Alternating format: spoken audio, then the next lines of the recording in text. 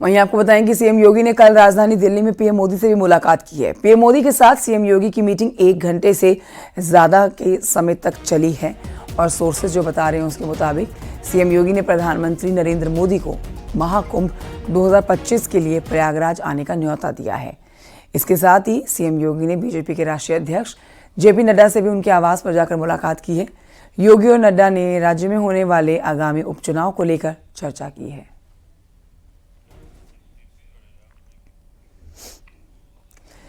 बढ़ते हैं आगे, आपको बताते हैं केंद्रीय मंत्री गिरिराज सिंह ने राहुल गांधी पर बड़ा हमला बोला है।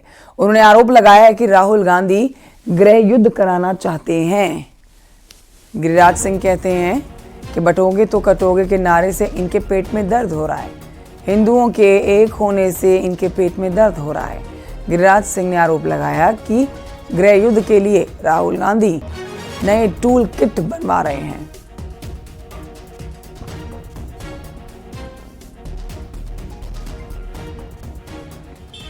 देश में जब बांग्लादेश की घटना घटी थी, हिंदुओं पर अत्याचार हुए थे, उस समय कांग्रेस के नेताओं ने कहा था, सलमान खुर्शीद ने कहा था और भी कई नेताओं ने कहा था कि भारत में भी बांग्लादेश की तरह होगा। मुझे लगता है वक्फ बोर्ड के नाम पर ये भारत में राहुल गांधी गृह युद्ध करवाना चाहते हैं और गृह युद्ध करवाने के लिए नए नए टूल किट बना रहे हैं। और ये लेकिन ध्यान रखें,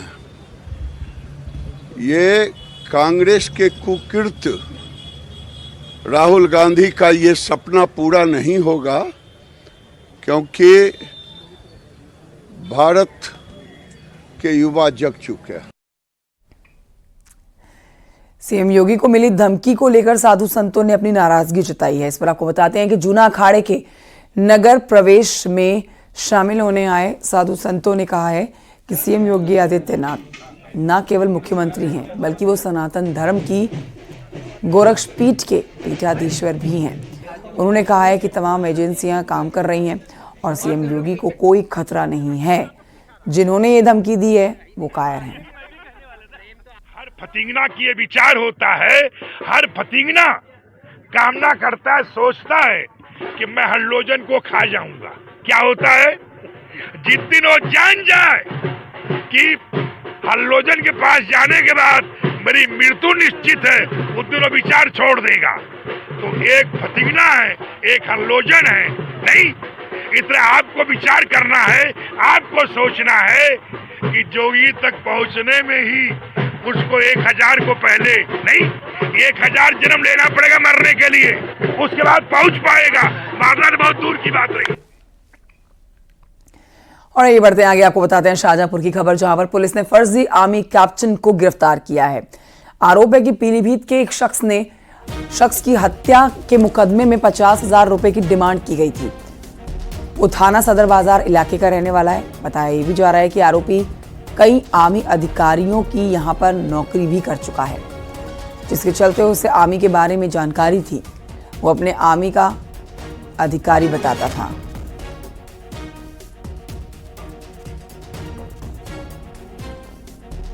सीताराम निवासी मऊ खास थाना सदर बाजार जनपद शाहजहांपुर का बताया कि वह एनडीए में अफसर के पद पर कार्यरत है। जब उससे एनडीए की फुल फॉर्म पूछी गई तो नहीं बता सका और सकपक आ गया। गंभीरता से जब पूछताछ की गई तो उसने बताया कि वह 10 तक पास है और कैंट क्षेत्र शाहजहांपुर में दैनिक मजदूरी पर काम किया है। इसके अतिरिक्त वह बरेली में जाट रेजिमेंट में भी अफसरों के यहाँ पर काम किया हुआ है, जिससे उसे आर्मी के बारे में अच्छी जानकारी हो गई है। उस व्यक्ति के पास से एक मिलिट्री कैंटीन का कार्ड भी निकला है। इसको पूछताछ के बाद हिरासत में लेकर अग्रिम विधिक कार्रवाई हेतु माननीय न्यायालय के समक्ष प्रस्तुत किया जा रहा है। और ये बढ़ते हैं आगे, उन्नाव की खबर जानी, जहां पर एक ट्रक धूं कर जला तो आसपास हड़कंप मच गया। समय रहते ड्राइवर ने ट्रक से कूदकर अपनी जान बचा ली। कड़ी मशक्कत के बाद ट्रक में लगी हुई आग भी काबू में पा ली गई। दही थाना के दही चौकी पुल की ये घटना है।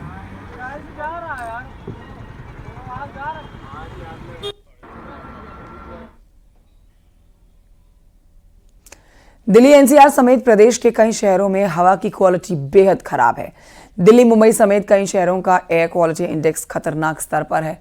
दिल्ली, नोएडा, गाजियाबाद में धुंध छाई हुई है। लोगों को आंखों में जलन भी महसूस हो रही है।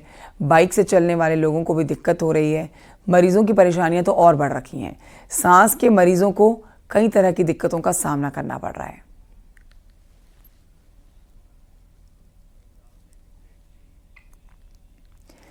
उन्नाव से खबर, यहां पर गंगा घाट पर 11,000 दियों से मां गंगा की भव्य आरती की गई है। मां गंगा के पावन तट पर दीपों की श्रृंखला से विभिन्न प्रकार की रंगोलियां सजाई गई। इसके साथ ही जय श्री राम, जय मां गंगा के नारे भी लगे। दीपोत्सव कार्यक्रम के साथ ही सुंदरकांड पाठ भी किया गया। महाआरती देखने बड़ी संख्या में लोग शामिल हुए। मैं विवेक जी से आग्रह करूंगा कि श्री विजय राज चाचा का को सादर आमंत्रित करता हूं और उनके साथ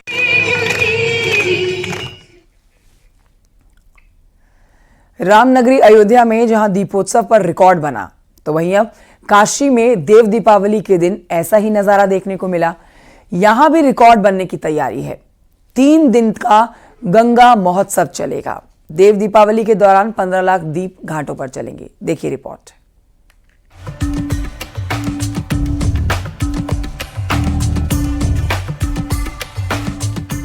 दिवाली के मौके पर इस बार अयोध्या में दीपोत्सव का कीर्तिमान बना। सरयू घाट पर 25 लाख दिए जगमगाए। लाखों दियों से सरयू के किनारे अद्भुत नजारा लोगों को देखने को मिला। वहीं अब महादेव की नगरी काशी में देव दीपावली के दिन बड़ी तैयारी की जा रही है। अयोध्या के बाद बनारस में देव दीपावली पर रिकॉर्ड बनेगा। इस दौरान काशी के घाट 15 लाख दियों से जगमगाएंगे। बनारस की देव दीपावली देश दुनिया में प्रसिद्ध है। अलग अलग हिस्सों से लाखों श्रद्धालु देव दीपावली की छटा देखने आते हैं। इस बार उन्हें काशी में अलग ही तरह का अनुभव मिलने वाला है। हर साल की तरह क्रैकर शो और लेजर शो भी आकर्षण के केंद्र में रहेंगे। बड़ी संख्या में टूरिस्ट को देखते हुए कई कार्यक्रम भी कराए जाते हैं। विभाग के माध्यम से इस बार जैसे कि फायर क्रैकर शो और लाइट एंड साउंड शो, जिसको लेजर शो भी कहते हैं, वो भी कराया जाएगा। इसमें बड़ी संख्या में टूरिस्ट इसको एंजॉय करता है। इसमें घाटों को बहुत अच्छे से डेकोर करते हुए, दीपकों को जलाते हुए लाइटिंग की व्यवस्था की जाती है। घाट पे तो दीपक जलते ही जलते हैं, दूसरी तरफ बालू की तरफ भी सजावट होती है, जिसमें हम लड़ियों से, झालरों से इसको सजाते हैं। भव्य कार्यक्रम की शुरुआत 3 दिवसीय गंगा महोत्सव के साथ होगी, जो 12 नवंबर से 14 नवंबर तक चलेगा। सभी 84 घाटों में एक साथ सांस्कृतिक आयोजन होगा, जिसमें बनारस संगीत घराने की झलक भी देखने को मिलेगी।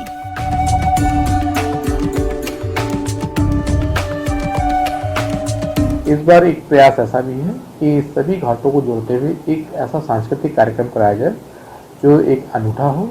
बड़ी संख्या में टूरिस्ट रहता है, इसको ध्यान में रखते हुए सभी घाटों पर संस्कृति के माध्यम से, संस्कृति विभाग के माध्यम से एक सांस्कृतिक कार्यक्रम कराते हुए एक रिकॉर्ड के रूप में इसको मनाया जाना का प्रयास किया जा रहा है और इसकी तैयारी भी चल रही है।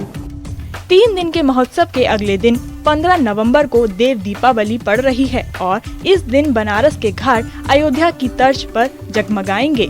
15 लाख दियों से यहाँ के ऐतिहासिक घाट रोशन होंगे। 15 लाख मिट्टी तो वहीं 3 लाख दिए गोबर से प्रज्वलित किए जाएंगे, जो अपनी चमक दूर तक बिखेरेंगे। जहाँ तक दीपकों की संख्या है, इस बार करीब 12 लाख दीपक, 3 लाख गाय के गोबर के दीपक, करीब 15 लाख दीपक होंगे, जो घाटों पे भी होंगे और कुंडों पे भी जलाए जाएंगे।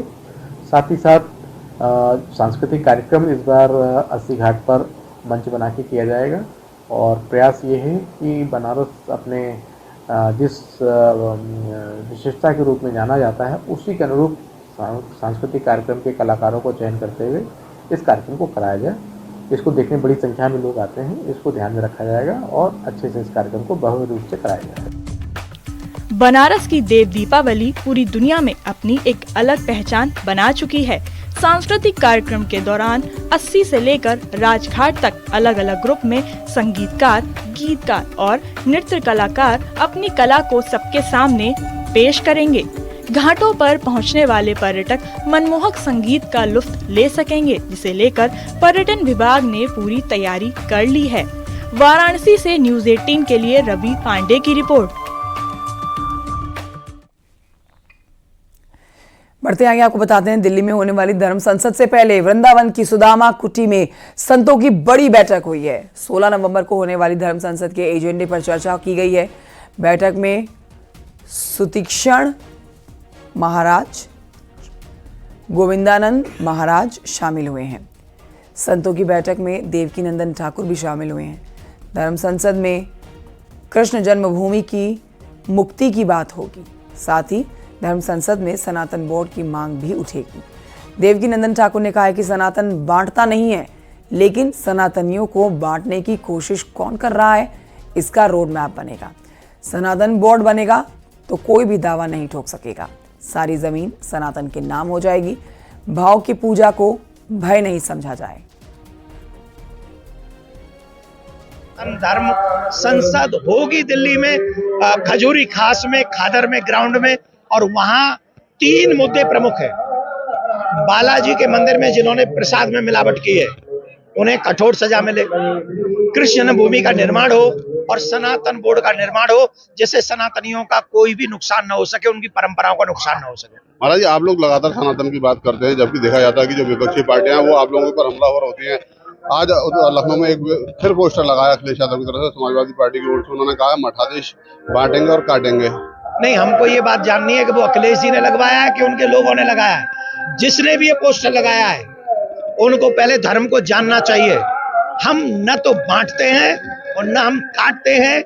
सनातनी हमेशा जोड़ता है, लेकिन सनातन को तोड़ने की राजनीति कौन कौन कर रहा है, जातियों में बांटने की, जातिगत जनसंख्या करवाने की बात कौन कर रहा है, इन सब का भी रोड मैप देख लिया जाएगा। और आइए बढ़ते हैं आगे। बांदा की खबर जानिए। बांदा जिले में एक महिला की घर में ईंट से कूटकर हत्या कर दी गई है। इसके बाद शव को घसीटकर घर के पीछे घास फूस में ढेर में फेंक दिया गया है और छिपाने की कोशिश की है। सुबह जब बेटा रोया तो ससुर ने जाकर देखा, महिला नहीं दिखी। तब तलाश की गई और पशुबाड़े में महिला का शव मिला। ससुर की शिकायत पर पुलिस ने अज्ञात के खिलाफ केस दर्ज कर दिया है। नरेंद्र कोतवाली क्षेत्र के पड़मई गांव की घटना है। महिला के शरीर पर चोटों